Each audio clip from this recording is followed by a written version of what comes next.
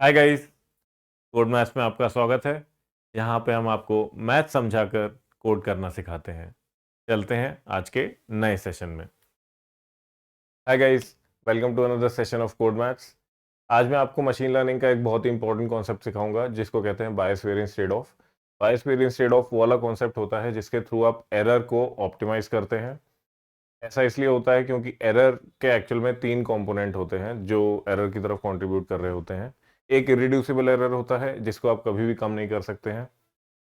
इसके अलावा जो रिड्यूसिबल पार्ट होता है एरर का वो दो पार्ट्स में डिवाइड हो जाता है, एक बायस और एक वेरिएंस। जब आप इस चीज को डिराइव करने चलेंगे तो आपको ये रियलाइज होगा कि बायस और वेरिएंस इंटरप्ले आपस में इस तरह से करते हैं कि दोनों ही कंपीट करते हैं।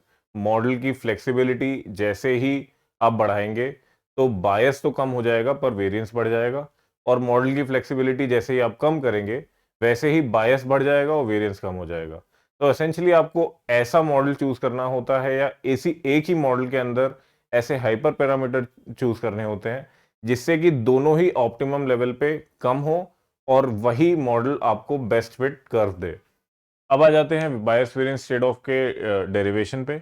बायस वेरिएंस ट्रेड ऑफ का डेरिवेशन काफी मैथमेटिकल हो सकता है, तो जिन लोगों का मैथमेटिकल बैकग्राउंड नहीं है वो डेफिनेटली इस पार्ट को स्किप कर दें और सिर्फ जो फाइनल रिजल्ट आएगा उस पर फोकस करें। पर जिन लोगों के पास मैथमेटिकल बैकग्राउंड है स्टेटिस्टिक्स का और प्रोबेबिलिटी का, वो इस प्रूफ को देखें तो उनको ये समझ में आएगा कि इंट्यूशन क्या है बायस वेरिएंस ट्रेड ऑफ का। प्रूफ पे जाने से पहले कुछ चीजें मैं आपको बताना चाहूंगा कि एफ एट एक्स को मैं एफ एट से रिप्रेजेंट करूंगा, एफ एक्स को मैं एफ से रिप्रेजेंट करूंगा आगे जाके। दूसरा, y is equals to f x plus epsilon की इक्वेशन बनती है। y यहाँ पे वो सारे वेरिएबल्स हैं जो हमारे डेटा सेट में हैं, प्रिडिक्टेड वेरिएबल्स, और उनका अंडरलाइन जो एक्चुअल जो पैटर्न है वो एफ एक्स से रिप्रेजेंट हो रहा है प्लस सम नॉइज। ये जो नॉइज है ये एक इरेड्यूसिबल नॉइज है जिसका मीन हम लोग जीरो लेंगे और जिसका वेरिएंस हम लोग sigma of epsilon square, sigma square of epsilon लेंगे। इसको इरिड्यूसिबल मैं क्यों बोलता हूं, इस पे आ जाते हैं। इरिड्यूसिबल मैं इस नॉइस को इसलिए बोल रहा हूं क्योंकि ये नॉइस कभी भी आप हटा नहीं सकते हैं given a choice of certain independent variables which are your x variables. पहला रीजन कि इरिड्यूसिबल है क्योंकि सर्टेन चीजों का जब आप मेजरमेंट लेते हैं तो वो मेजरमेंट जरूरी नहीं है कि वो मेजरमेंट सही ही होगा, तो उससे जो भी एरर इंट्रोड्यूस होता है वो रिड्यूसिबल एरर में चला जाता है। मान लीजिए आपने हाइट और वेट एक पर्टिकुलर क्लास का लिया और आपको हाइट और वेट को एक दूसरे से प्रेडिक्ट करना है, हाइट को वेट से प्रेडिक्ट करना है मान लेते हैं। तो हाइट का जो मेजरमेंट था, मान लीजिए आपके स्केल में ही दिक्कत है जिससे आपने मेजरमेंट लिया था, या आपका पैरेलैक्स एरर हो गया, तो फिर आप इरिड्यूसिबल एरर इंट्रोड्यूस कर देंगे। आपके मेजरमेंट में ही एरर था, वो एरर कभी नहीं जा सकता है।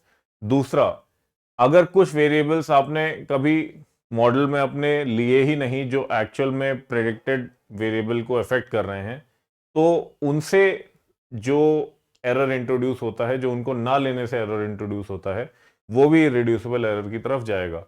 मान लीजिए आपकी हाइट वेट और एज पे डिपेंड करती है, पर एज को आपने लिया ही नहीं, आप हाइट को सिर्फ वेट से प्रेडिक्ट कर रहे हैं। तो क्योंकि आपने एज वेरिएबल को नहीं लिया है तो हमेशा ही आपका वेट से अगर आप हाइट को प्रेडिक्ट करेंगे तो हमेशा ही आपका एक एरर रहेगा। उस एरर को भी हम इरिड्यूसिबल एरर के अंदर इंक्लूड कर देते हैं। तो एसेंशियली इरिड्यूसिबल एरर तो ये हो गया, y is equal to f plus epsilon. Irreducible error को मैं एप्सिलॉन से रिप्रेजेंट करूंगा। अगेन मीन इसका जीरो रहेगा, वेरिएंस इसका सिग्मा स्क्वायर रहेगा। वेरिएंस के फॉर्मूले को हम इस तरह से लिख सकते हैं, variance of epsilon is equal to what, expectation of epsilon minus expectation of epsilon का होल स्क्वायर। ये इसका फॉर्मूला है। अब मुझे पता है कि एक्सपेक्टेशन ऑफ एप्सिलॉन क्या है, जीरो है, क्योंकि इसका मैंने मीन जीरो ले लिया था, विच मीन्स कि sigma square which is the variance of epsilon is equals to expectation of epsilon square. इस वजह से expectation of epsilon square is equals to sigma square. ये एक मेरी एंटिटी मैंने प्रूव कर दी। दूसरी चीज, अगर x1 और x2 इंडिपेंडेंट रैंडम वेरिएबल्स हैं तो ये क्वांटिटी होल्ड करती है। Expectation of x1 x2 is equals to expectation of x1 into expectation of x2। इसका आप एग्जांपल इस तरह से ले सकते हैं कि मान लीजिए आपके दो रैंडम वेरिएबल्स हैं x1 और x2, जहां पे x1 की वैल्यूज हैं 1 2 3 और x2 की वैल्यूज हैं 4 5 6। इसमें अगर x1 x2 में एक नया रैंडम वेरिएबल बनाऊं तो एसेंशली वो 9 वैल्यूज ले लेगा, क्योंकि 3 इंटू 3 पेयर वाइज यहां पे मैं मल्टीप्लीकेशन करूंगा। पेयर वाइज मल्टीप्लीकेशन करने के बाद मेरी 9 नए वेरिएबल्स निकल के आएंगे। वो पेयर वाइज मल्टीप्लीकेशन क्या होंगे? 1 इंटू 4, 1 इंटू 5, 1 इंटू 6। दूसरा 2 into 4 which is 8, 2 into 5 10, 2 into 6 which is 12। तीसरा 3 इंटू 4 12, 3 इंटू 5 15, 3 इंटू 6 18। तो एसेंशियली 9 वेरिएबल्स निकल के आ गए। 9 वेरिएबल्स का मैं एक्सपेक्टेशन निकालूं या एवरेज निकालूं तो क्या निकल के आएगा? इन सबको आप ऐड कर दिए, डिवाइडेड बाय 9, 10 निकल के आता है। अब सेपरेटली हम एक्सपेक्टेशन ऑफ x1 अगर निकालें तो वो क्या होगा? 1 2 और 3 का addition divided by 3 which is 2। Second, expectation of x2 अगर हम निकालें तो क्या होगा? 4 5 6 का addition divided by 3 which is 5। अब x1 expectation of x1 into expectation of x2 क्या निकल के आया? 2 into 5 which is equals to 10।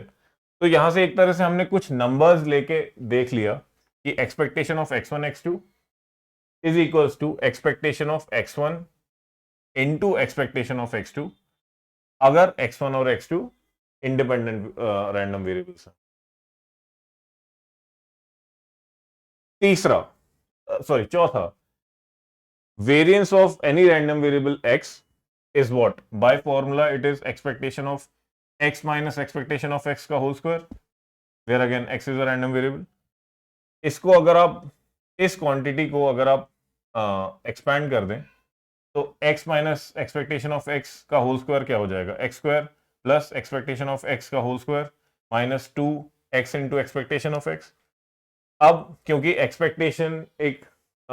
Expectation linear रहता है तो आप इसको ओपन कर सकते हैं, हर एक पे एक्सपेक्टेशन लगा सकते हैं, हर एक को एवरेज आउट कर सकते हैं इंडिविजुअली और उसका सम कर सकते हैं।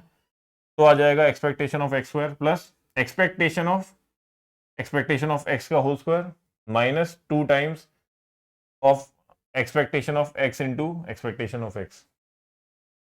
अब एक चीज आपको ये देखनी पड़ेगी कि ये क्वांटिटी एक्सपेक्टेशन ऑफ एक्स एक कांस्टेंट हो जाता है, क्योंकि एसेंशियली एक एवरेज है। ये अगर एवरेज है तो इसको आप बाहर निकाल सकते हैं इस क्वांटिटी में। तो एसेंशियली क्या हो जाएगा? Expectation of X into expectation of x is what? Expectation of x, इसको मैंने बाहर निकाल लिया यहां पे, into expectation of x.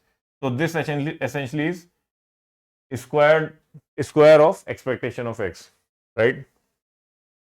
Now expectation of this quantity, expectation of squared expectation of x, ये क्वांटिटी मैंने आपको अभी बताया था कि एक्सपेक्टेशन ऑफ एक्स मेरा कांस्टेंट है।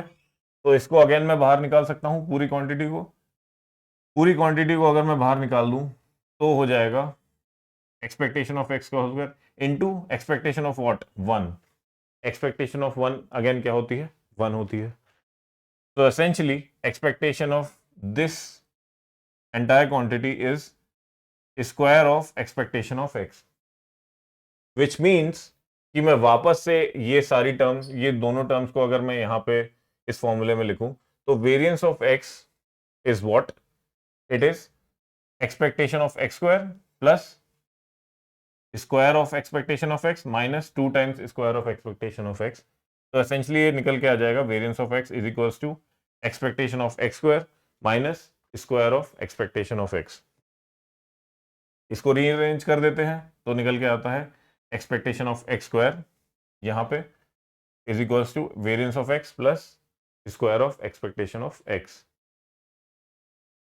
ये सारे के सारे प्रूफ अब मैं बायस वेरिएंस ट्रेड ऑफ के एक्चुअल प्रूफ में लगाऊंगा। सबसे पहले अगर मैं एरर टर्म को मीन स्क्वायर्ड एरर से डिनोट करूं। मीन स्क्वायर्ड एरर मैं क्यों कर रहा हूं? मान लीजिए आपके पास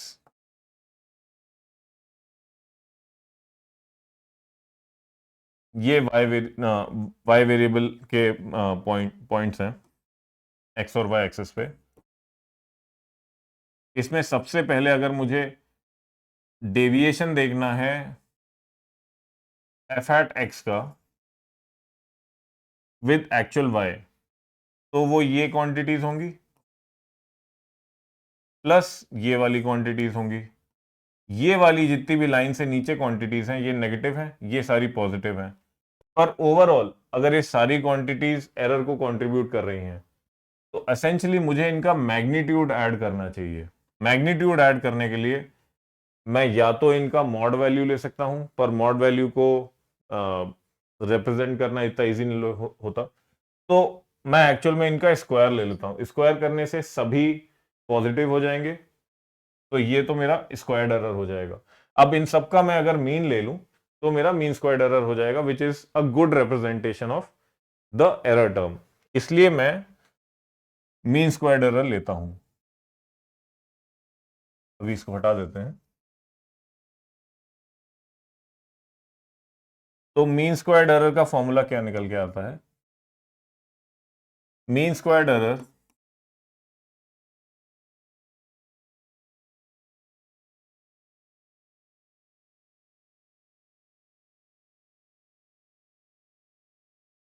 will be the average, or again the expectation of y minus f at, right, इस पूरी क्वांटिटी का whole square. Correct? Which means mean squared error is equals to expectation of Y square, हम इसको ओपन कर लेते हैं square term को, y square plus f hat square minus 2y f hat, इस पूरे का एक्सपेक्टेशन। अगेन एक्सपेक्टेशन लीनियर है तो हम इसको इंडिविजुअली सब पे एक्सपेक्टेशन लगा सकते हैं।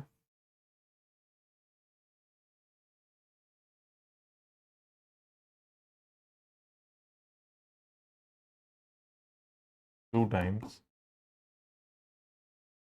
y f hat. ऑलराइट, अब हम इंडिविजुअली हर एक क्वांटिटी को कंसिडर करेंगे।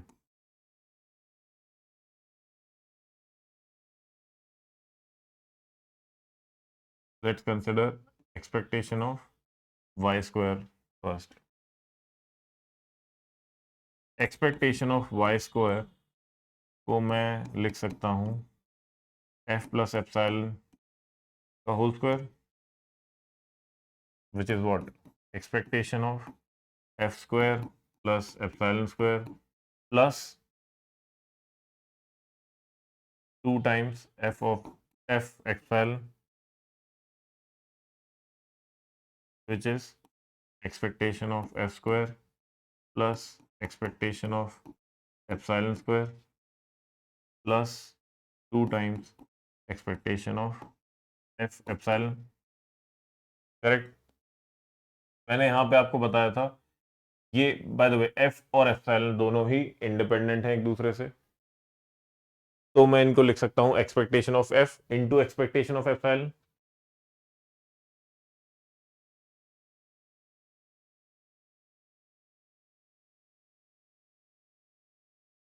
और यहाँ पे आ जाएगा e expectation of f square plus expectation of epsilon square क्या है, मैंने अभी आपके सामने प्रूफ किया था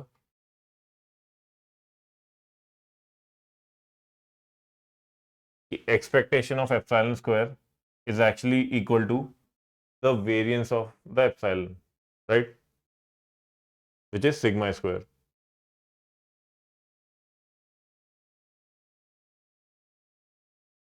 sigma square, right.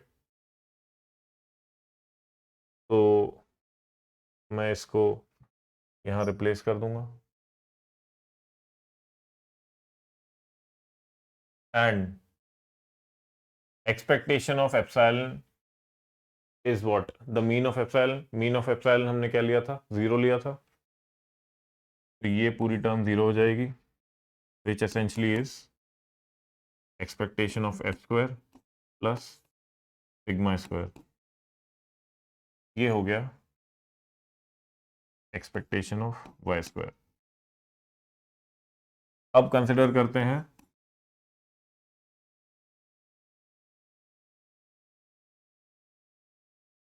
Expectation of F hat square को।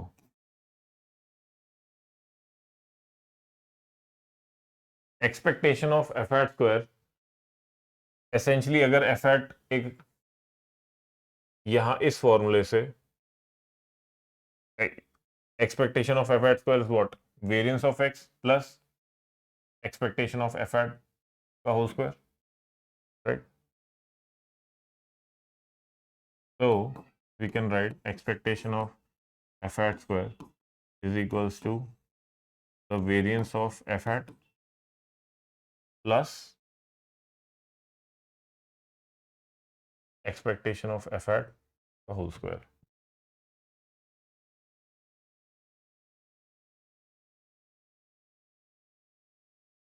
Correct?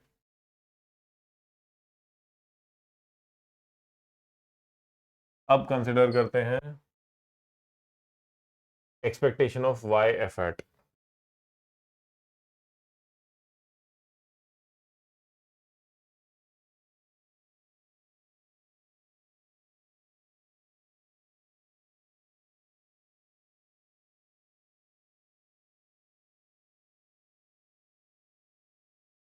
मैं अगेन y को रिप्रेजेंट कर सकता हूं f प्लस एप्सिलॉन से इंटू एफ एट। ये हो जाएगा f hat plus epsilon f hat is equals to what, expectation of F hat plus expectation of epsilon f hat. ये टर्म वापस से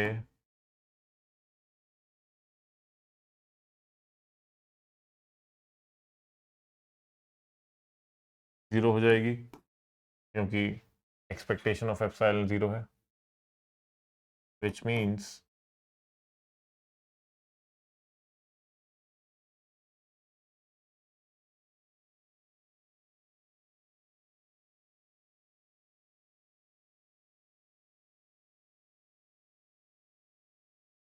correct.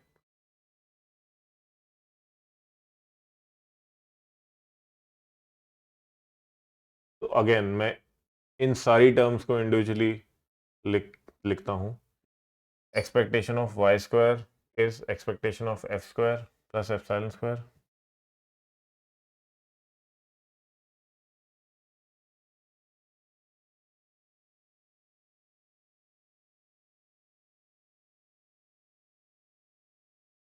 Plus epsilon square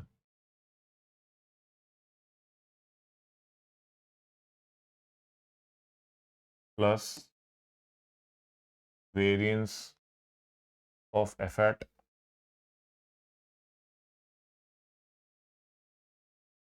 plus expectation of F hat का whole square minus 2 times, क्योंकि यहाँ पे आप देखेंगे यहाँ माइनस था, 2 times expectation of y f hat. Expectation of y f hat निकल के आया था हमारा expectation of f f hat, right?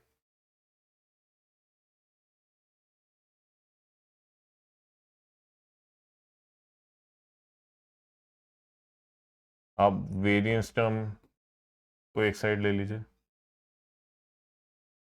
Plus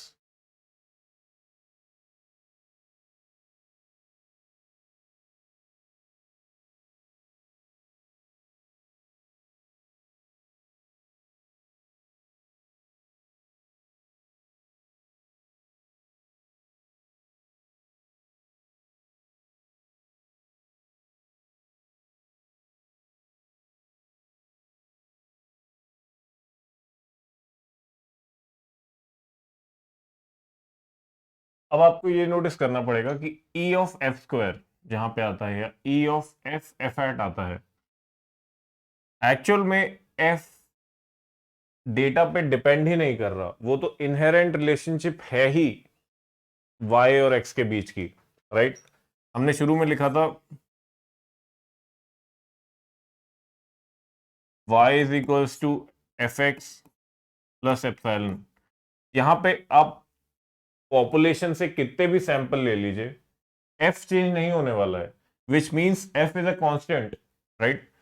तो एक्चुअल में e of F square is what, F square आप कांस्टेंट है, e of 1 which essentially is F square. Similarly इस टर्म को अगर देखें, e of f F hat, f यहां पे अगेन कांस्टेंट है, तो ये हो जाएगा E F into E of F hat.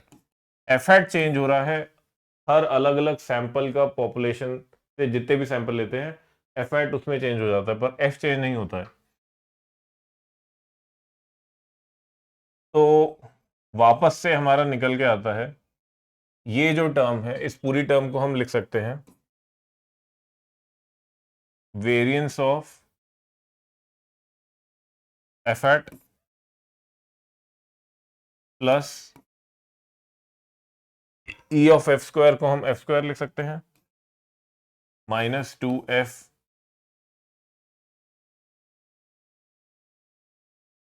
E of F hat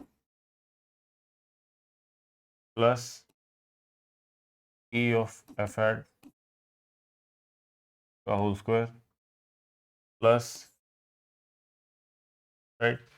now जैसा आप नोटिस करेंगे ये एक्चुअल में एक स्क्वायर टर्म है, f minus expectation of F hat की। तो essentially f minus expectation of F hat का whole square plus variance of F hat plus आपकी variance of the irreducible error. यही हमारा एरर टर्म निकल के आती है। अब एक डेफिनेशन जो हमें याद रखनी होगी वो है बायस ऑफ एन एस्टिमेटर। यहाँ एस्टिमेटर हमारा एफ हैट है, एफ हैट हमारा एस्टिमेट किसको कर रहा है, हमारे पैरामीटर को, विच इज वाई। तो बायस की डेफिनेशन होती है एफ हैट, और sorry the average value of the estimator minus the true value which is what F. ये हमारा बायस की डेफिनेशन होती है, और यही आप देखेंगे तो ये एसेंशियली ये भी बायस ही है। वैसे तो आप इसको स्क्वायर कर देंगे तो डिफरेंस नहीं पड़ता कि f minus E of F hat है या e of F hat minus F है, तो इट डजेंट मैटर। तो एसेंशियली आप लिख सकते हैं error is bias square plus, sorry, bias of F hat का square plus variance of F hat plus variance of the irreducible error. ये हमारा प्रूफ कंप्लीट हो गया है बायस वेरिएंस ट्रेड ऑफ का। अब नेक्स्ट लेक्चर में हम इसको प्रोग्रामेटिकली प्लॉट करके देखेंगे, और ये देखेंगे कि बायस जब बढ़ता है तो वेरिएंस कैसे घट जाता है, वेरिएंस जब घटता है तो बायस कैसे बढ़ जाता है, और इसकी ऑप्टिमम वैल्यू हम फाइंड कैसे करेंगे, इसका हमें कोड करके हम आपको दिखाएंगे। हाय गाइस, आज का सेशन यहीं ख़त्म होता है। होपफुली मैंने आपके कुछ डाउट्स क्लियर किए होंगे। अगर आपको कोई भी क्वेश्चन हो तो प्लीज़ उनको कमेंट सेक्शन में पूछिए और मैं आपके क्वेश्चंस का आंसर करूँगा। अगर आपको ये कंटेंट यूज़फुल लग रहा है तो प्लीज़ सब्सक्राइब करिए और अपने दोस्तों के साथ भी शेयर करिए। तब तक बने रहिए और मिलते हैं अगले सेशन में। Thank you.